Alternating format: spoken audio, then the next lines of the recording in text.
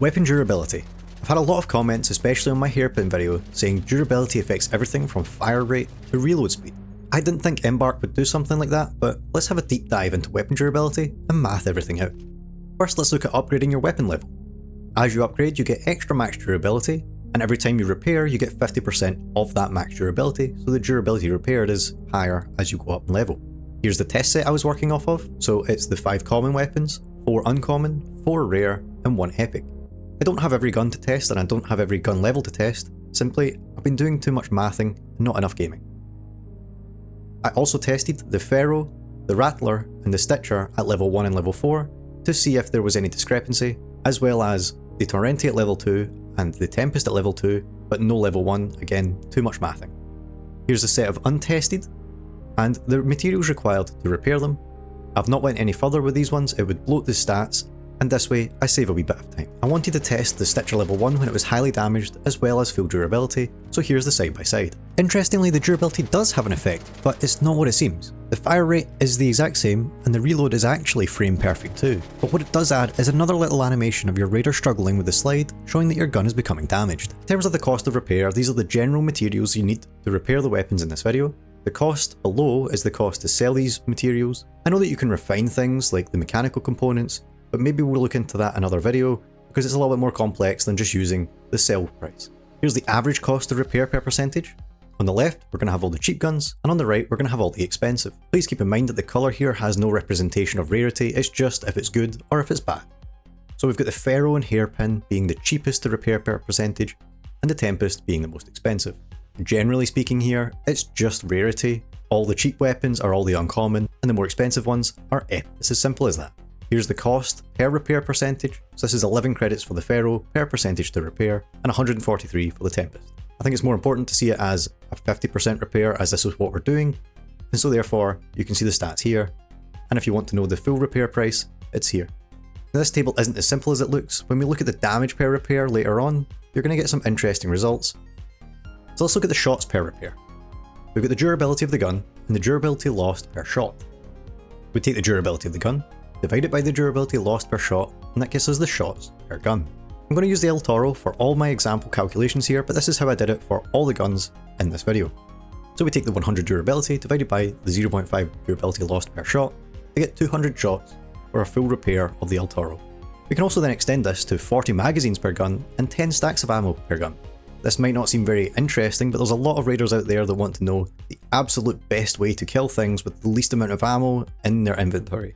Generally speaking, that's so they can loot, but there's also an extra stat that we're going to look at later on that's tied into this, which I think you're going to be interested in. In terms of the upgrade effect, like I said, I looked at 3 different weapons in their level 1 and level 4 variant. Interestingly, you use slightly less durability as you upgrade your gun. Now this does make sense, as you're replacing the old bad gun parts with better ones. This might seem like a very small change, but as we'll see later on, it actually has quite a substantial increase. Now let's look at the damage per gun. We take the shots per gun and the damage per shot, so shots per gun times the damage per shot, 200 times 67.5, and we get 13,500 damage per El Toro. In terms of the cost per shot, we take the shots per gun and the repair cost per gun, now that's the 50%, but we take that into account by timesing it by 2 and dividing it by the shots per gun. We then get 1,940 times 2 divided by 200 to get us 19.4 credits per shot of the El Toro. Keep in mind that this is just the durability cost and not the actual shotgun shell cost. Therefore we get 19.4 divided by 67.5 to get about 0.29 damage per credit. So here's a quick summary just for the El Toro. Shots per gun, damage per gun, cost per shot, and cost per damage. We get 200 shots per gun, 13,500 damage per gun, 19.4 credits per shot, and about 0.29 credits per damage, as well as the magazines per gun and the ammo stacks per gun. So now we have the full table. Now I know this is not very digestible, so I've split it up into smaller breakdowns. To begin with, I want to point out that the Pharaoh has purple in it just because it's a single reload gun, and therefore it messes up the magazine per gun. The coloration is all green for good and red for bad, oranges and yellows are in the middle. The Pharaoh's the only exception just because of this magazine problem. The first stat I want to look at is the Osprey. You can see that it's red across the board. The durability per shot, the shots per repair, magazines per gun and the ammo stacks per gun are all terrible. you take in 1.5 ammo stacks and you will break your Osprey from 100% to 0%. In terms of the magazines, you're not shooting that much and it will break. Honestly, it's terrible. Moving on, we've got the Stitcher.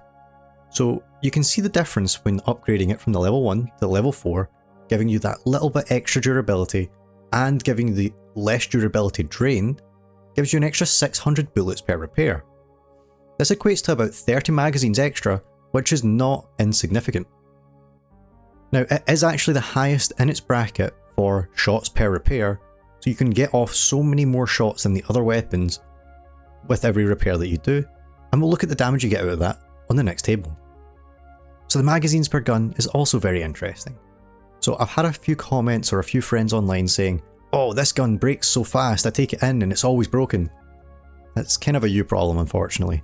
There is no magazines per gun here that you're going to take into a raid without having checked your durability and thinking, maybe I should repair this gun. Maybe the only exception is the Osprey, but it's kind of a lone wolf here. If you see your gun needs repaired and it's below 50%, maybe you should just repair it rather than thinking, I'm going to go into a raid with this. Most of them would even be okay at the 50% mark, so really just check your gun, make sure it's a decent durability, and then you can go raid with happiness. Then we've got the magazines per gun, and the Rattler one has the highest magazines per gun, which makes it look really good. That's just because its magazine is tiny. Then we've also got the Venator, which has a oddly high magazines per gun, considering its rarity, and we'll come on to that in a minute. So now let's look at the other side of the table. First off, we've got the Venator, which has 16,400 damage per gun, which is well above the rest of the table. Now I wonder if that's because it's firing 2 bullets in a single trigger pull. In terms of its cost per shot and credits per damage, it doesn't seem very high, but yeah, that damage per gun's interesting. In terms of the Osprey, you can see that it's again absolutely terrible. 5,500 damage per gun is pretty low. Cost per shot, credits per damage, also really poor. It's kind of sad. I don't really think I'll be using the Osprey that much in terms of just the raw repair costs. And then we've got the Rattler level 1. The damage per gun is pretty low, and the shot cost seems good, but then when you compare it to the Kettle one, you're just getting more damage from your gun at a lower cost. Why would you ever use the Rattler one when you could use a Kettle? Now let's go back to the full summary table. Pointing out the Osprey again, just to see that across the board, it is the worst. Next up, we've got the Stitcher 4, which has the best across the board stats. It's cheap, it's reliable, it's a pretty good gun. Now if you're more interested in hunting arc, I would suggest either the Arpeggio or the Rattler, specifically Rattler 4, as you get the most ammo stacks for the most amount of damage for the cheapest repair costs and the most shots per repair, as well as magazines in the round. So do you remember this board from earlier on? I said it would change when we take into account the damage instead of just looking at the repair per percentage.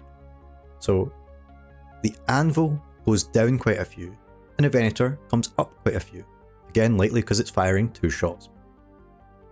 Here's the actual stats of it, and you can see that all the cheap guns are really cheap, the expensive guns are really expensive, but the Venator is almost half as expensive as all the other rare guns, as if it's firing 2 bullets. In terms of attachments, I thought I would just mention them. They have no durability on them, they don't seem to affect the durability drain on the weapon, so use them and be happy that they haven't put durability. Now a few of you are probably wondering, what about shield durability? But currently I don't really have a reliable way to test it. I am looking into a way that I can do it reliably, but it's not as simple as just running into a raid. Once I get reliable data, I'll definitely be making a shield video including durability. For now, you're just going to have to deal with the weapon durability. If you've noticed a mistake or want to see something tested, let's discuss it in the comments. I'll be making mathematically correct arc raiders videos, and if you want to go into the raid with maths on your side, please subscribe.